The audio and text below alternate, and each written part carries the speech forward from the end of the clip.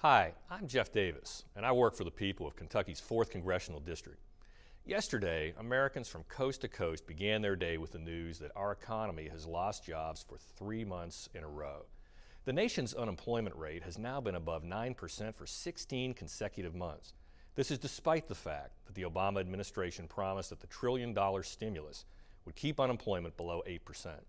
So the question remains, where are the jobs? The Obama administration told the American people this would be a recovery summer, but our economy continues to lose jobs. Growth has slowed to anemic levels.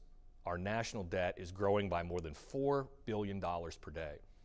So as it turns out, recovery summer was nothing more than a meaningless slogan.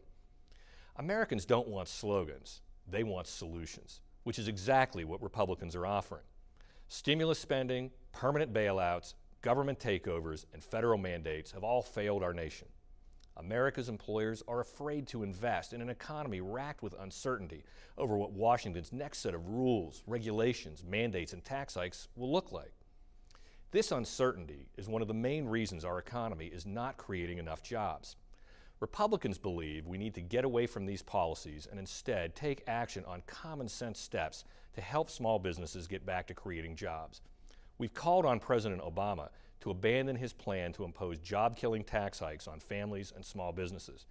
We've urged Democratic leaders in Congress to allow a vote on $1.3 trillion in immediate spending cuts.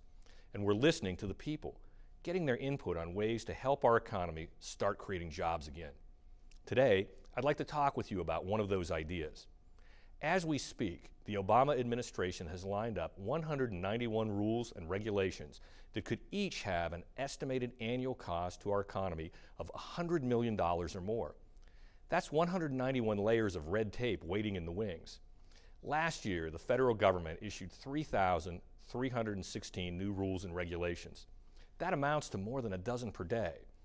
All of these rules go on the books without being approved by Congress. Many of these mandates affect small business owners who don't have the resources to hire an army of lawyers and accountants to comply with all these burdensome regulations. The more time small business owners spend pushing paper, the less time they have to focus on creating jobs.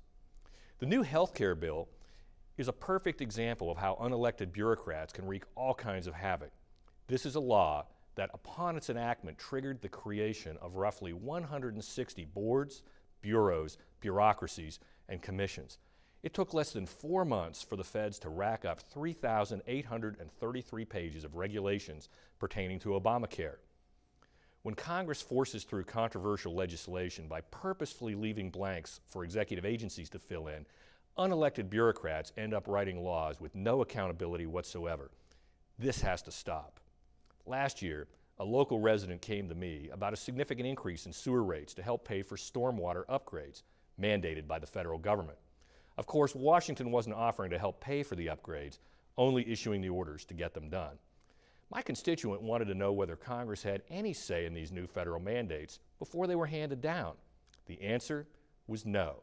So with my constituent's help, I introduced the REINS Act, a common sense initiative that would require Congress to take an up or down vote on every new major rule before it can be imposed on the American people. This legislation would serve as a much-needed restraining order against unelected busybodies and bureaucrats whose actions could make it harder to create jobs. The sooner we rein in the red tape factory in Washington, D.C., the sooner small businesses can get back to creating jobs and helping more Americans find an honest day's work. I've also posted the REINS Act as an idea on America Speaking Out, a national initiative Republicans launched this spring to engage the American people in the creation of a clear and positive governing agenda. At americaspeakingout.com, Americans can share their own solutions or comment and vote on someone else's. So what began as a conversation between a constituent and his congressional representative is now part of a national dialogue about a new governing agenda, an agenda Republicans will unveil later this month. These are just the first step towards putting power back where it belongs, in the hands of the American people. Visit americaspeakingout.com now to have your say and to share your ideas. Thank you for listening.